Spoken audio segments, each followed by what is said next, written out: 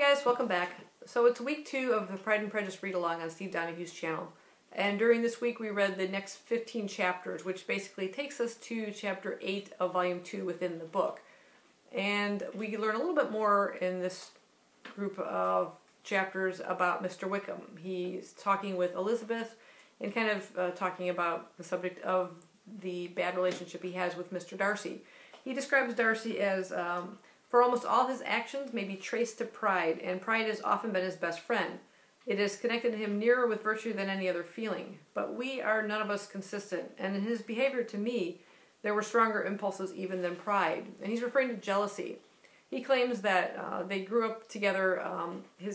Wickham's father worked for Darcy's father, and Darcy kind of looked on Wickham as almost a second son. He became a godfather to him and was very affectionate, and he wanted to see that he had a place in his future. In this case, was leaning towards the church, and he promised that when a position opened in a clergy or parish within the area, and he was old enough, that he would see to it that that would be his.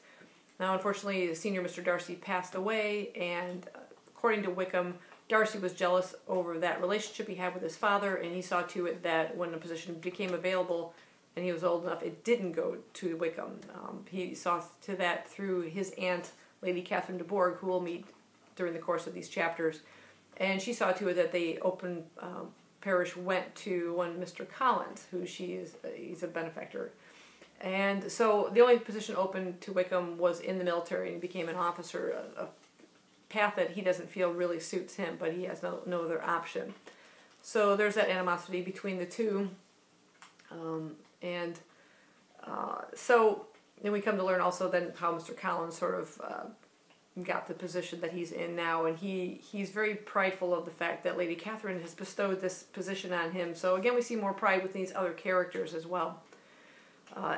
A party ends up being hosted by the Bingleys at Netherfield House. They invite all the Bennets, they invite Mr. Darcy, of course, and several of the officers in the area, and unfortunately feel obligated to also include Wickham. And Elizabeth is thrilled at the possibility of being able to spend some time with Wickham again. She's starting to have feelings towards him, and it feels like it's reciprocated as well. She's hoping to get a chance to dance with him. She makes the mistake of asking Mr. Collins if he'll be at the dance, and he says, of course he will be, and then manages to secure the first 2 dances with her. She feels like, how could she get out of it now? She's sort of stuck. So she's kind of forced to have to dance with him, and then unfortunately finds out that Wickham has decided not to attend, basically to sort of avoid any confrontation with Darcy, who he knows will be there. And then to make matters worse, she ends up being asked to dance by Darcy, so she's sort of like stuck, you know. How could she say no? She ends up dancing with him. The conversation is a little awkward as they're dancing, and she sort of brings up the subject of having recently met Mr. Wickham, an acquaintance of his. And his response is, Mr. Wickham is blessed with such happy manners as may ensure his making friends. Whether he may be equally capable of retaining them is less certain. He doesn't really go into any detail of the situation or the disagreements he has with Wickham. And then Elizabeth's response is, he has been so unlucky as to lose your friendship. So let's try and kind of provoke some response and find out more information, but he is reluctant and does not give it. She does kind of go on to kind of poke at him a little bit more to find out more. She says to Darcy, I remember hearing you once say that you hardly ever forgave, that your resentment once created was unappeasable. You are very cautious, I suppose, as to it's being created. He says, I am. She says, and you never allow yourself to be blinded by prejudice? And he says, I hope not. Her response is, well, that is particularly incumbent on those who never change their opinion to secure of judging properly at first. And in a way, I don't know, has she already prejudged him, and now her judgment is sort of getting where she's already like decided, yep, you're too prideful, you're disagreeable, kind of want nothing to do with you. So I don't know, but he seems to be being drawn towards Elizabeth more and more, so that's kind of interesting.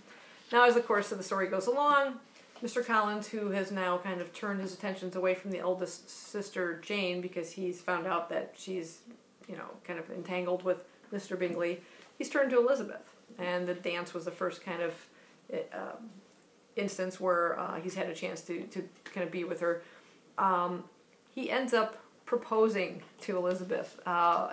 In such a short time since they've known each other, and she's vehemently just says, no, this is not going to happen. He's like, oh, I know women, this is how they act. They turn him down to keep the man interested, but I'll keep, and she's like, no, don't keep trying. Don't keep asking. The answer's no. Mrs. Bennet finds out about this and sees Mr. Collins as a good opportunity, a good catch, so to speak, for one of her daughters, a good future to be secured. And since Mr. Collins will be the one to be inheriting Longbourn estate, because of the entailment of everything, the property, this is a perfect solution to the family's kind of predicament. She'll be marrying the future heir of the estate and everything, but she will not have it. And so Mrs. Bennet, of course, goes to her husband again and says, you have to step in, you have to do something, you have to say something. So he says, I hear that, you've been offered marriage and that you've refused. She says, I have. We now come to the point. He says, your mother insists upon your accepting. Is it not so, Mrs. Bennet? And his wife says, yes, or I will never see her again. An unhappy alternative is before you, Elizabeth, says her father. From this day you must be a stranger to one of your parents. Your mother will never see you again if you do not marry. Mr. Collins, he says, and I will never see you again if you do. And I absolutely love that about the father. He's very similar to Elizabeth. They again, he's her favorite, and they see things very much alike. And I just love where he just kind of twists that little saying, okay, don't marry her, you'll never see your mother again. Marry her, you'll never see me again. So he doesn't like Mr. Collins. So there's some really witty moments in here. You find out a little bit more about Mr. Collins and his. Like I said, I mentioned in the first week that he was a bit of a Weasley character. I didn't like him from the beginning, and he even shows his nature even more, because not less than 3 days later, he proposes to Elizabeth's friend Charlotte, who kind of tried to intervene between Elizabeth and Mr. Collins, kind of settled the situation, and she doesn't see much of a future for herself in a way. It's almost like she's sort of settling on Collins, and he just sort of jumps at the next person available, which shows his feelings for Elizabeth were never much of anything anyway. So that's sort of interesting. Another thing that we see kind of going on is with the Bingleys and the uncertain nature of Mr. Bingley's feelings towards Jane. There's some doubt kind of cast. The Bingleys sort of go off to London for a short, what they think is going to be a short stay, but then Bingley's sisters, who had kind of befriended Jane, write to her saying that they don't know that he'll be returning back to Netherfield, which they were only renting kind of anyway, that he's particularly likes London. He is attracted to, or that's how they kind of make it seem like, that he has feelings for Darcy's niece, Lady Catherine de Bourgh's daughter, Anne. And they've known her for quite some time, and Elizabeth says that's just them kind of hopeful that he will make a relationship with her, because they come from a rich family, rich background, which is good for their family as well. And also they've known her longer than Jane, and Jane's very, very depressed, kind of thinking that perhaps it's true and everything. And Elizabeth tries to say, no, this can't possibly be, for certain. Later on, they end up being invited out that direction to visit Elizabeth's aunt, and they are invited by the Collinses.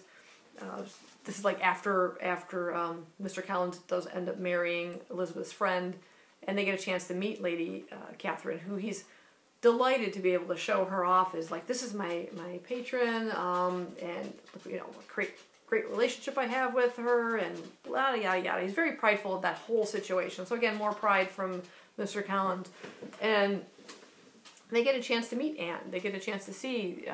She's a scrawny little thing. She's kind of sickly, and again, Elizabeth doesn't see that Bingley would be attracted to her, that there's still hope, but Jane is losing hope very quickly.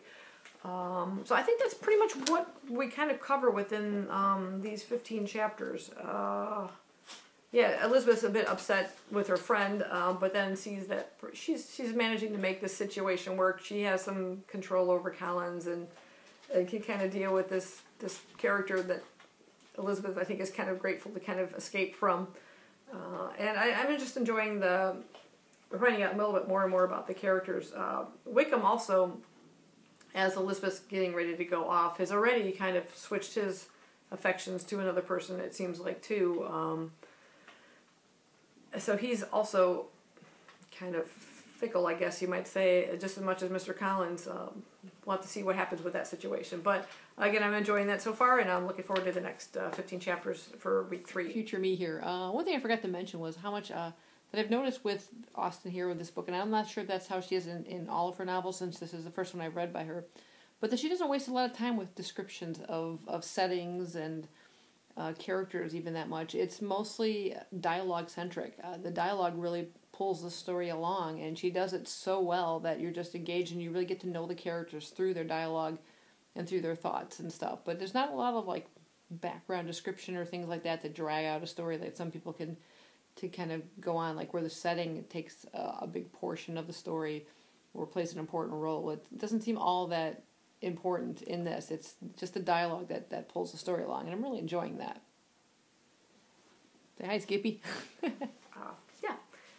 Thanks for watching. I hope you guys enjoyed this, and leave your comments down below about if you've read this before, what your thoughts are on some of these characters, at least up to this point. No spoilers beyond that, please. So thanks for watching. Bye-bye.